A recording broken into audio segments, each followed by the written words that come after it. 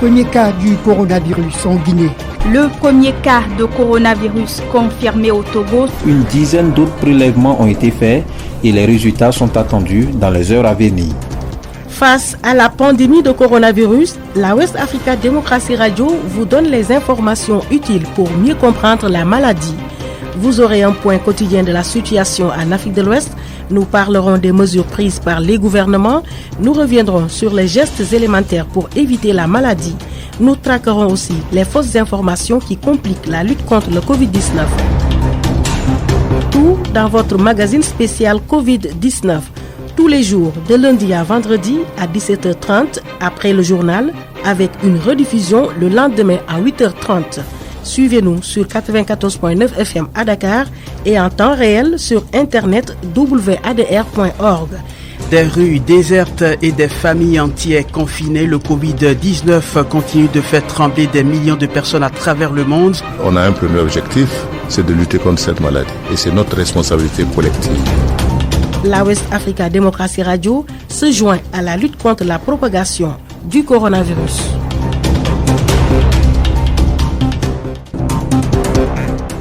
Le coronavirus pourrait devenir endémique et ne jamais disparaître, alerte l'Organisation mondiale de la santé.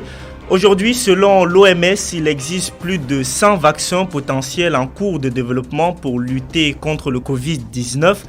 Au Mali, le ministère de la Santé a accepté que des études et des essais cliniques promus par l'Organisation mondiale de la santé se fassent dans le pays, comme c'est déjà le cas dans 70 autres pays dans le monde, et ce pour tenter de trouver un remède contre le Covid-19. Alors, s'agit-il d'une expérimentation d'un vaccin ? Est-ce un nouveau médicament qui est administré aux patients maliens qui sont atteints de Covid-19 ? Docteur Moussa Sanogo, vous êtes pharmacien et spécialiste en santé publique au Mali. Dites-nous, qu'en est-il exactement ?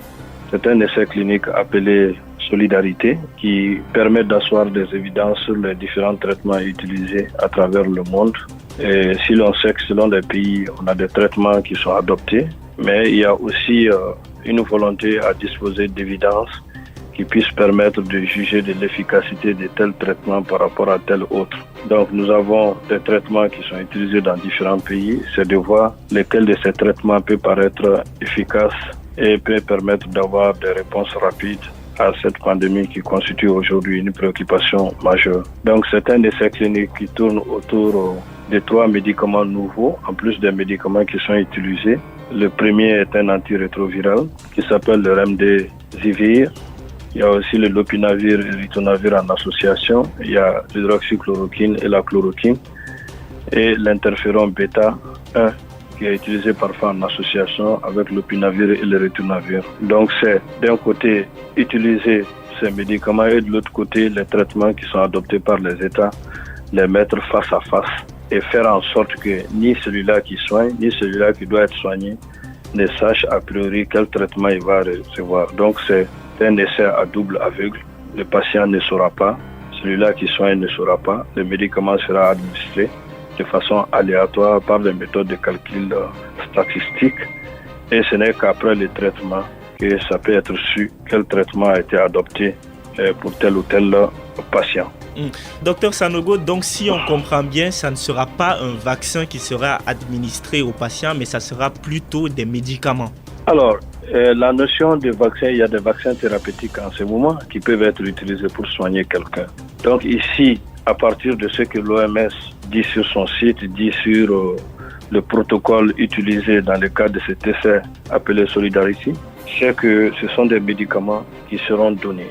Donc des médicaments donnés, parfois un travail confié à des centres qui sont en charge du développement des vaccins, comme le cas du Mali. Pour le moment, la note que nous avons vue confie cette étude-là, ou en tout cas donne la chance au centre de développement des vaccins à pouvoir effectuer cette étude. Donc quand on parle du centre de développement des vaccins, nous entendons bien que derrière, c'est l'idée du vaccin qui est là. Mais à partir du site de l'OMS, ce que nous avons vu, le protocole de l'essai Solidarity, c'est que ce sont des médicaments, des antirétroviraux, la chloroquine, et puis l'interféron bêta 1 qui seront utilisés en parallèle des traitements locaux ou en plus des traitements locaux pour juger de leur effet bénéfique par rapport au traitement du coronavirus Covid-19. Alors justement, maintenant, qu'en est-il des patients? Est-ce qu'on va leur demander leur avis avant de leur administrer ce traitement ou il leur sera administré ce traitement directement sans même leur consentement? Toujours dans le protocole de l'essai, il est indiqué que le consentement des patients doit être sollicité. Donc leur avis va être sollicité par rapport à leur accord à faire partie de l'étude ou pas. Généralement, ça c'est le schéma classique qui est exigé à chaque fois qu'on veut faire un essai clinique. Mais ce qui est réel, nous sommes dans un contexte d'asymétrie d'information où le professionnel sait tout, celui-là auquel le médicament doit être administré en sait peu. Bon, dans un contexte expérimental, a priori, nous n'avons pas de résultats qui nous disent quels sont les effets secondaires à court terme, à moyen terme et à long terme. Quand je parle d'effets secondaires, ça peut être des effets en termes de morbidité, c'est-à-dire que ça peut vous rendre malade. Ça peut être une situation létale qui peut même déboucher à un cas de décès. Justement, docteur Sanogo, comment est-ce que ça va se passer ces essais cliniques là au Mali? Nous avons vu la note de service. On ne sait pas concrètement dans les faits comment ça va se passer. Pour le moment, nous voyons du côté du ministère de la Santé qu'il y a une volonté à attribuer ce travail à un centre de développement des vaccins qui n'est pas une entité institutionnelle nationale. Il y a des problèmes de précision par rapport au rôle, aux responsabilités, mais aussi aux missions. Et donc, il y a beaucoup de questions qui sont posées. Il y a une psychose qui existe, donc il y a des interprétations qui vont dans tous les sens. Donc, vous voyez que cela n'aide pas à la transparence, à la confiance, à l'acceptabilité par rapport au choix politiques, oui, mais aux choix sanitaires, techniques et scientifiques que nous devrons faire dans de tels contextes.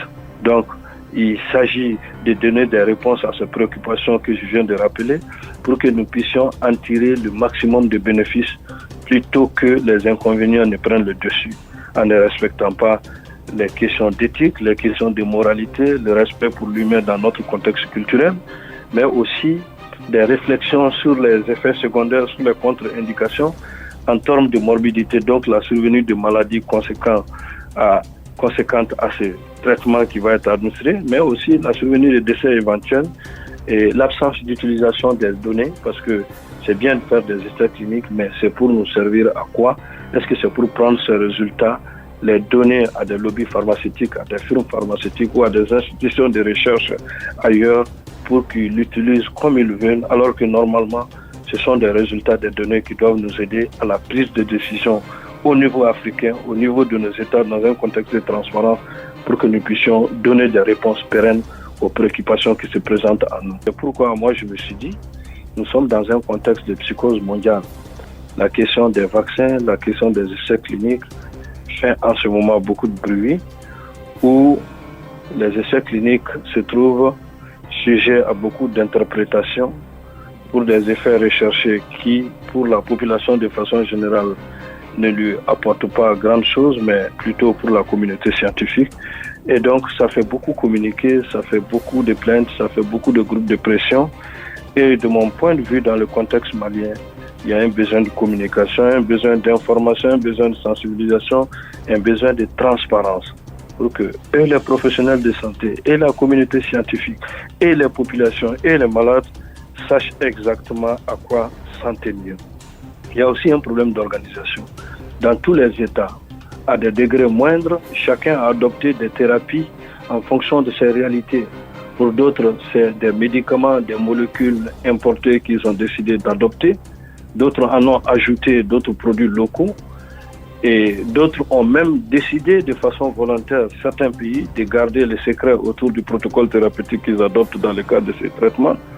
Donc, vous voyez qu'il y a un problème d'organisation, il y a un problème de communication entre les acteurs, définition du rôle des acteurs, intégration du volet recherche qui s'occupe des essais cliniques et le volet médical et clinique, mais aussi du volet communautaire. Parce que nous sommes en face d'une pandémie qui a des répercussions à plusieurs niveaux, des répercussions d'ordre même politique, d'ordre sanitaire, donc d'ordre hospitalier, d'ordre clinique, mais des répercussions aussi d'ordre communautaire, qui font que la maladie concerne la communauté en premier chef. Donc, pour des actions comme ça, pour des décisions pareilles, ça prend qu'on arrive à avoir l'adhésion de ces différents acteurs et qu'on joue la carte de la transparence en expliquant clairement ce qui sera fait, et qu'on puisse au maximum aussi tenir compte des questions de lobbying, des questions d'intérêt personnel, des questions de conflit d'intérêt, des questions d'indépendance des acteurs qui doivent intervenir dans ce genre de travaux, mais aussi des difficultés de réalisation pratique, parce que nous sommes déjà dans des contextes où chaque État respecte, essaie tant que peut de garder sa souveraineté, même dans le cas des traitements qui sont administrés, dans une situation où nous sommes en pleine guerre, comme on le dit, en pleine guerre sanitaire. Donc il va falloir faire extrêmement attention à ce que l'on va faire et surtout que cela ne puisse pas causer des conséquences dommageables pour l'avenir. Merci beaucoup, Dr Moussa Sanogo. Merci beaucoup.